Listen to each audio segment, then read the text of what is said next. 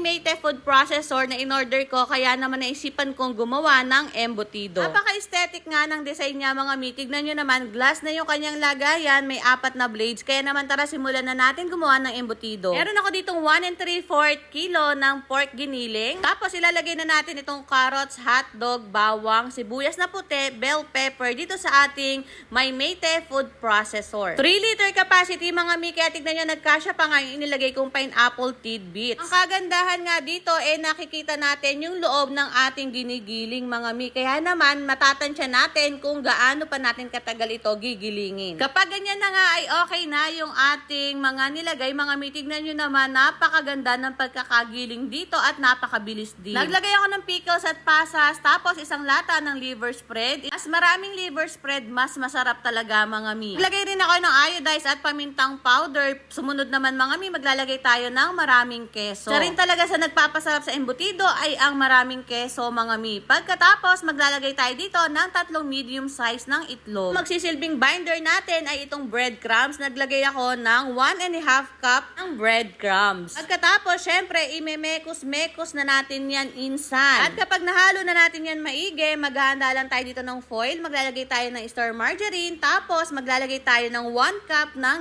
ating embutido mixture. Madali lang naman magbalot nito mga mi. At kung gusto niyo naman mas tumagal yung inyong embutido mga mi, ay huwag na kayong maglagay ng nilagang itlog sa gitna. Timor lang mga mi, ito ay aking recipe. Baka may magsabi, bakit walang ganito, bakit walang ganyan? Charis. May kanya-kanya po tayong way at recipe sa bawat niluluto natin. Ito pong recipe na ito po ay ang aking kinalakihang recipe ng embutido. Alala ko, nung mga bata kami, hindi talaga nawawala pag may handaan sa amin ng embutido. Alala ko nga, yung embutido nila mama is binabalot pa nila sa atusinsal. Balik tayo dito mga mi, ito nakagawa ako ng 11 pieces ng embutido. At ito na yung finished product ng ating embutido mga mi. Sobrang special talaga at napakasarap. At napaka-perfect ng pagkakapino nung mga sangkap niya. At syempre, dahil yon sa Mayte food processor. Hindi lang para sa karne mga mi yung processor, marami rin kayong pwedeng paggamitan nito. Kaya naman ano pang hinihintay nyo mga mi, ilalagay ko sa yellow basket ang link. At naka-sale sila ngayon mga mi, kaya mag-checkout na kayo. Nasa yellow basket ang link.